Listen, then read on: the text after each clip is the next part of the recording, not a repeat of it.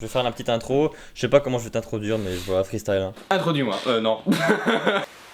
Hello tout le monde, bienvenue sur la chaîne du JDV. On se retrouve aujourd'hui pour une vidéo. Ça faisait très longtemps que j'avais pas fait ça, une vidéo un peu différente de d'habitude. On va parler PVT, on va parler Canada, on va parler voyage. Et pour ça, je suis avec l'acolyte impartial. Je sais pas si ça se dit, mais ça va être le cas, je vais le dire. Avec l'acolyte impartial de toujours, vous avez pas vu depuis très longtemps sur la chaîne, qui est en France. Vous le savez, je suis au Canada. Bref, monsieur Lucasino. Nicasino. Comment tu vas? Eh bah écoute, ça va mal.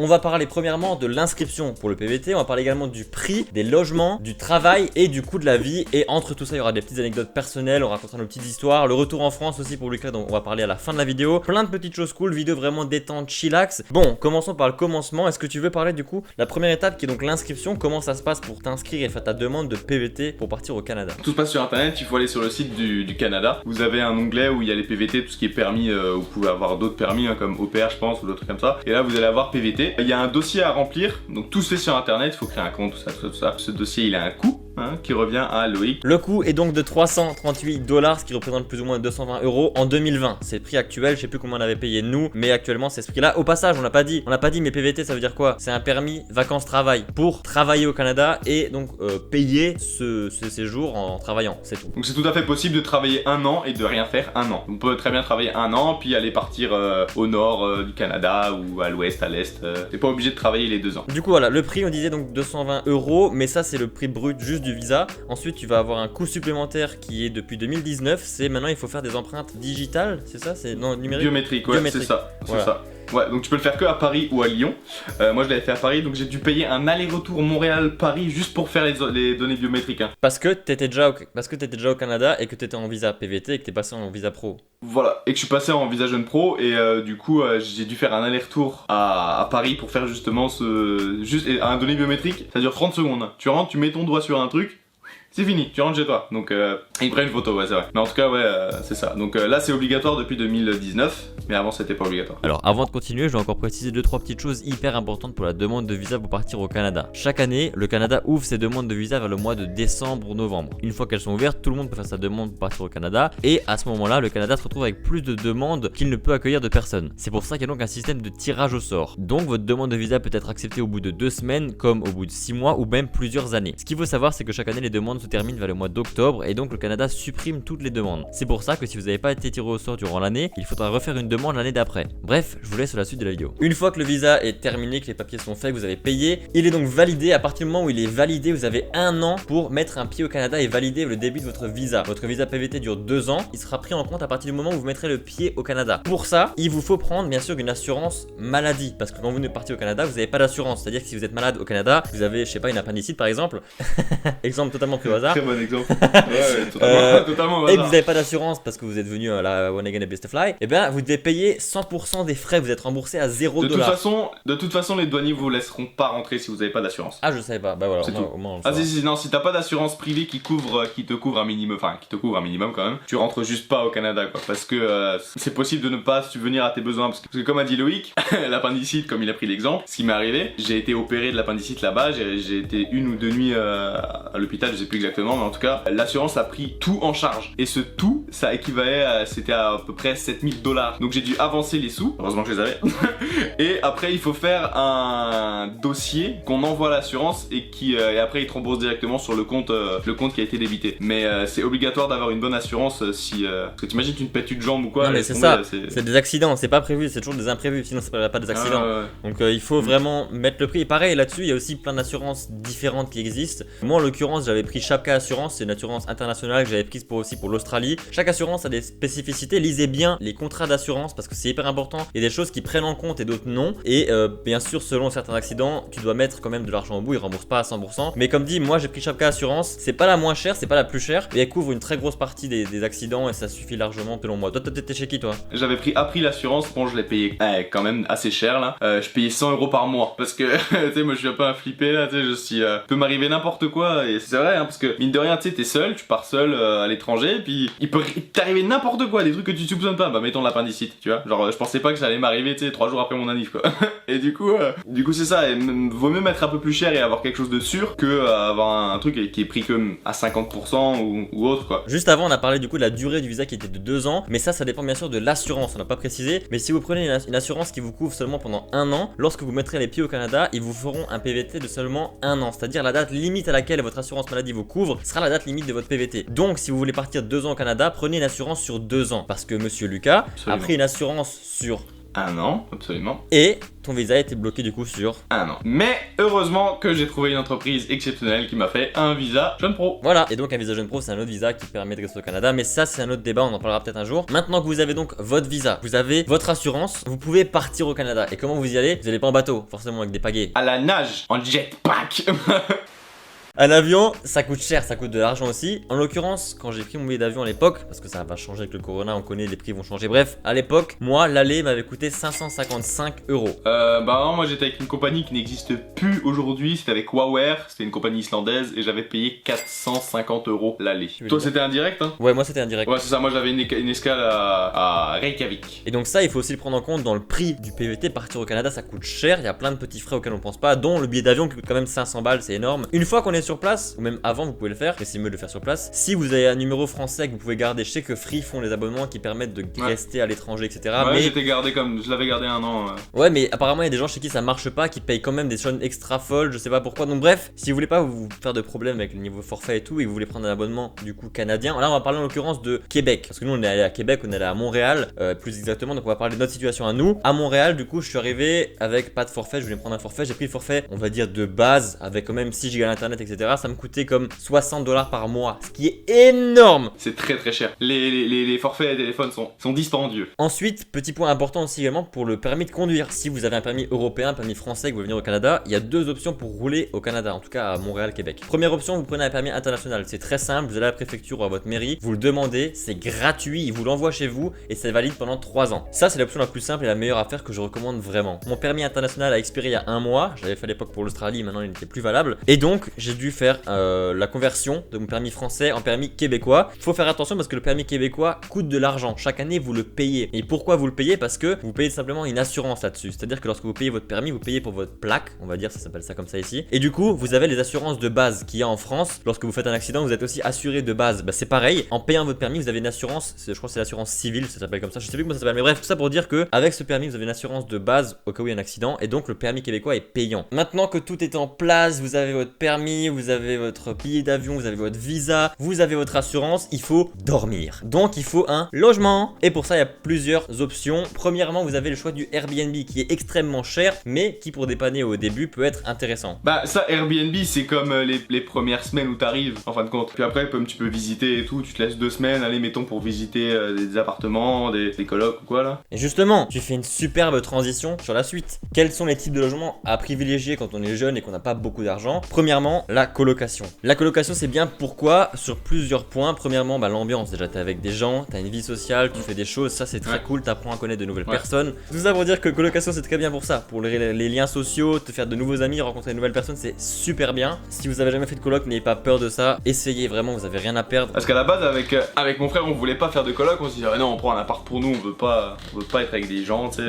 On aimait pas trop ça là. Puis finalement, on a passé les meilleurs mois de notre vie là, c'était malade. Non, c'est ça. Et en plus, niveau, maintenant on parle un peu budget, c'est en général, selon les quartiers et tout, bien sûr, hein, mais une colocation sera la plupart du temps beaucoup moins cher qu'un appartement solo. Parce que moins de charges divisé par plusieurs, l'électricité, plein de choses en général, ça reste quand même moins cher. Et comme dit, c'est beaucoup plus fun. Maintenant, la partie intéressante, PVT, permis, vacances. Là, on a parlé, vacances, téléphone, logement et tout. C'est génial. Et maintenant, il faut travailler aussi. T'es pas là pour te toucher les couilles. Bah si, quand même. Première chose à faire, attention, c'est important. Les CV ne sont pas les mêmes en France et au Canada. Il faut pas mettre sa photo, sur le CV au Québec. Non mais je le rappelle, c'est important parce que ça se fait pas là-bas, tout simplement. Parlons maintenant un peu coût de la vie, parce que du coup on parle d'appartement, tout ça, etc. Est-ce que pour toi, le coût de la vie à Montréal, on va comparer encore une fois Montréal et genre Strasbourg, là on vient à nous, est-ce que le coût de la vie il est plus cher en France ou au Canada? Moi je dirais que c'est kiff-kiff, que c'est à peu près pareil. De toute façon, à Montréal, les salaires, si tu les rapportes rapporte. Bah, si tu rapportes mon salaire. Attends. Bah, même pas forcément salaire, mais en tout cas, je sais pas, le coût de la vie est égal au salaire, je sais pas comment dire ça, mais en tout cas, tu t'y retrouves. Ça ne veut rien dire ce que j'ai dit, hein. Beaucoup de gens diront que la France c'est cher ou que le Canada c'est cher, je vois pas pourquoi. En fait, comme dit, dans un équilibre global, quand tu prends les deux, genre quand tu compares tout et tu mets tout dans un même panier, ça vaut la même chose. Ok, tu gagnes peut-être plus d'argent à Montréal, mais ça coûte un peu plus cher. Donc au final, tu te retrouves avec la même chose à la fin. Donc je pense que les deux se valent. Comme dit, le fromage coûte excessivement cher parce que c'est très souvent de l'importé, ou alors c'est du fait sur place, mais vu qu'il y en a beaucoup moins, forcément c'est plus cher. Plus c'est rare, plus c'est cher. Ça dépend des produits, puis même mettons les salles de sport. T'as des salles de sport ouvertes 7 jours sur 7, 24/24, et tu payes, putain, nous on payait 27 $, je crois, ou même pas 20 $. 20 $, moi je pense que c'était 20 $, par par mois pour des salles ouvertes 7 jours sur 7 où tu peux aller dans toutes les Ouais, salles de Montréal. Par Et exemple, c'est un autre matériel, c'est ça. C'est vraiment de la quali. Alors puis... que chez nous, gros, Ah. des fois c'est des poubelles et tu payes 45 € au mois et puis. Ah ouais, non, mais c'est Puis clair. t'as une salle, tu J'ai vois. une salle de... Bah ouais, la salle de chez... Ouais. Mais la salle de chez moi, à 10 minutes à pied, là, elle est toute petite, et je paye 35 € par mois, et c'est même pas ouvert 24 heures sur 24 et tout, donc juste pour faire la comparaison... Non mais pour citer du coup, on peut citer Econofitness, c'est une très grosse enseigne à Montréal. Il doit y avoir je pense une vingtaine de salles et avec l'abonnement Platinum qui coûte 20 $ par mois, tu peux aller dans toutes les salles de Montréal. Tu peux aller n'importe Ah, où, c'est ce tu qu'on a veux fait, changer, c'est ça, on a fait ouais. plein de salles nous pour essayer, c'est trop cool. Donc comme dit les deux se valent je pense. Tout ça pour dire, on arrive sur le dernier point, on a fait tout ce qu'on voulait faire, plus ou moins. Je sais qu'on a oublié des choses forcément, il y a trop de choses à dire, Ouais, on a c'est oublié sûr. des points, c'est sûr et certain. Pourquoi pas un épisode 2 si on revient avec plus d'idées qu'on n'a pas dites. En tout cas, on arrive sur le Ah dernier oui. point, un peu freestyle, un peu improvisation, des trucs qu'on voudrait raconter, des expériences ou quoi. Donc toi, qu'est-ce que tu tires de cette expérience? Est-ce que tu as une expérience plutôt positive? Est-ce que c'est plutôt négatif? Est-ce que tu as appris des choses? T'as pas appris des choses que tu ne referas plus? Ou je sais pas. À toi de parler, libre à toi de dire ce que tu veux. Alors, moi je pense que j'en ai tiré surtout que du positif en fait. Bah, déjà le voyage ça te rend tellement plus autonome, puis ça te fait grandir quand même. Et moi en 2 ans j'ai quand même beaucoup appris, même que ce soit humainement parlant ou professionnellement parlant. Et moi je conseille à tout le monde de faire un PVT, que ce soit au Canada ou en Australie ou whatever là. Mais en tout cas, ouais, moi je retrouve que du positif. Et bon, c'est sûr qu'il y a des moments un peu plus difficiles que les autres, machin, mais au final, tu sais, t'es quand même à Montréal, puis tu vis ta vie, tu sais, t'es tout seul, machin, puis t'apprends à te débrouiller, et puis c'est toujours cool de repartir ta vie à zéro. Transition là-dessus, parlons de ton retour. Du coup, toi, t'es rentré en France maintenant il y a 3 mois, 4 mois? Ouais, 3 mois, ouais. Donc 3 mois, Ouais, est-ce que qu'est-ce que tu regrettes ou qu'est-ce que tu... je sais pas. Moi je regrette parce que bon, j'ai eu encore des trucs avec le permis. Donc moi mon permis était j'étais en jeune pro, mais j'étais comment dire, au chômage à cause du coronavirus machin. Donc je sais pas s'il aurait pu continuer ou quoi, mais en tout cas je pense que j'aurais pas dû rentrer. Du moins pas tout de suite. De toute façon j'étais obligé de rentrer à un moment, mais je pense que j'aurais dû rester quand même encore là. Et après j'ai d'autres projets ici bien sûr avec mon frère et tout ça, c'est des gros projets. Après j'ai pris cette décision aussi à cause d'un... Enfin bref, une période assez compliquée. De toute façon, tout ça, les amis, petit spoiler, on va faire une vidéo dans quelques mois, quand je rentrerai en France d'ici là. On va faire une vidéo avec Nico, avec Lucas, sur toutes nos expériences, un gros podcast, une grosse vidéo qui va être vraiment cool, parler un peu de nos ressentis, de nos erreurs qu'on a faites. Donc c'est pour ça on vous dit pas trop de trucs là maintenant, parce qu'il y a des choses qu'on veut garder pour ces vidéos là. Mais il y a eu des choses, des choix qui sont faits par rapport à certaines actions ou certains imprévus, et peut-être pas dû les faire. Donc pour ça que on vous dira tout ça dans cette vidéo là. Mais en tout cas voilà, pour un retour global, toi t'es pas très content, enfin t'es pas très content, mais t'es assez triste d'avoir dû rentrer. Bah oui, je suis triste, mais j'ai aussi quelqu'un du coup à Montréal, et du coup c'est d'autant plus difficile pour moi, ça bouffe un peu le moral. Puis il faut se dire aussi que là on tourne en confinement, donc tu sais, tu retournes, tu sais, t'as plus de logement, t'es chez tes parents, puis tu travailles, puis t'as plus personne parce que finalement t'es resté 2 ans à l'étranger, puis t'as plus trop de copains ici. Du coup tu te sens un peu seul, puis parfois t'as envie de te pendre, mais non je rigole, mais en tout cas, non mais après ça va, tu sais, c'est un passage, puis voilà, après faut aussi relativiser, mais dans le sens c'est pas facile de revenir comme ça après ce que t'as vécu, mais Bah c'est ça, surtout que toi tu passes d'un monde totalement différent, dans le sens où ouais. là t'es à Montréal, tu vis seul ou avec tes amis, tu vois, avec des potes, tu vis ta vie tout seul, t'es autonome, tu fais tes courses, tu fais tout seul, et tu retournes, là t'es dans une grosse ville, tu retournes chez toi, à la campagne, chez tes parents, le rythme de vie est totalement après différent. j'ai rien contre mes parents, Non Non mais j'adore, bien genre, sûr, mais- forcément, t'aimes tes mais parents, c'est t'aimes ta famille. compliqué. Au bout d'un certain âge, t'es plus fait pour vivre avec tes Ah parents. ouais. T'as plus Non, mais c'est l'habitude clair. parce que tu t'es habitué à vivre seul. Et c'est compliqué, forcément. C'est pas qu'on les aime Ça, plus, c'est mais clair. on les aime toujours pareil. Mais c'est juste que Oui, tu oui, bien grandis, sûr. t'as besoin d'autonomie, t'as besoin d'être seul des Ouais. fois. Et puis voilà, t'es peut-être plus fait pour vivre au sein de ta famille comme tu vivais il y a 10 ans. Et c'est normal, tu évolues, c'est comme tout. Bah ouais, bien sûr t'évolues, regarde-moi en 2 ans, il y a des gens que j'ai revus il y a pas long qui m'avaient pas vu depuis 2 ans, ils étaient un peu comme... Genre tu sais j'ai 15 kilos de plus, tatou, puis tout ce que tu veux. Des Ouais, boucles c'est d'oreilles, clair. d'ailleurs tu peux passer la vidéo en haut là. Ah ouais, juste là-haut, la petite vidéo boucle d'oreille. Tu peux pas retourner chez toi et te dire bah c'est bon, tu sais, tu peux pas. Tu peux juste pas. S'il y en a qui arrivent à le faire, franchement je sais pas comment ils font. Je pense qu'on va arrêter la vidéo ici. Moi, en tout cas, pour un rendu global du PVT, c'est une très bonne expérience. C'est une chose C'est incroyable. très bonne Pareil, expérience. j'ai appris plein de choses, j'ai grandi énormément. Et c'est juste une expérience incroyable. Si vous avez l'occasion de le faire, je sais que financièrement, De toute tout le monde façon, peut si se vous permettre. si vous êtes posé la question de vouloir partir, de savoir comment c'est, c'est que vous en avez envie, et si vous en avez envie, C'est ça. il faut partir. Mais il y avait des gens qui me disaient, ouais, je sais pas, j'attends un peu pour partir, tu sais, j'attends encore 1 an, ou j'attends encore 2 mois. Et je suis comme, non, faut partir là, parce que si t'attends, tu vas repousser, puis après tu dis, ah, je suis passé à côté de quelque chose. Si t'as pas de grosses attaches ici, si maintenant t'as pas de copine, t'as pas d'enfant, ou je sais pas, un gros travail ou une grosse place, puis t'as pas forcément de grosses attaches à part tes parents ou puis des amis, tu sais, ben, vas-y, pars. Genre, juste pars. Vraiment, si vous pouvez partir, faites-le. Si vous avez les moyens, comme on l'a dit, ça coûte de l'argent. Tout le monde ne peut pas se le permettre. Mais si vous avez la possibilité de le faire, si vous avez les moyens, n'hésitez pas une seule seconde. Comme il a dit Lucas, si vous n'avez pas d'enfant, si vous n'avez pas de choses qui vous empêchent réellement de partir, c'est-à-dire dire oui, je suis embauché dans un magasin, je m'entends bien avec le patron. Ok, mais si c'est pas le job de tes rêves et que t'as pas une place hyper importante, mais pars. T'as tellement de choses à voir, des choses mieux ailleurs. Même si au final c'est moins bien et que tu rentres et que tu dis que c'est une expérience pas si folle, t'auras appris des choses et ça t'aura servi à quelque chose. Donc dans tous les cas, t'es gagnant, que ce soit bien ou pas bien. Donc pars si tu peux et casse-toi de chez toi. Bon, je pense qu'on a dit vraiment pas mal de choses. Je pense qu'on va arrêter la Ouais, vidéo je ici parce pense qu'elle est déjà que- très longue. Et Vas-y, c'est Seb. ça, est-ce que t'as... Sur ce les amis, si vous avez aimé cette petite vidéo, n'hésitez pas à lâcher un petit pouce bleu et à vous abonner à la chaîne si ce n'est pas déjà fait. Allez également voir la chaîne de Lucas, son frère, ses cousins. Je vous mets toutes les chaînes en description, toute la famille est là, toute la MIFA. Bref, Yes. sur ce c'était la chaîne du JDV et Lucas. Et on vous dit à la prochaine pour une nouvelle vidéo. Ciao tout le monde. See you. Bisous. On n'a pas parlé des pizzas Lucas.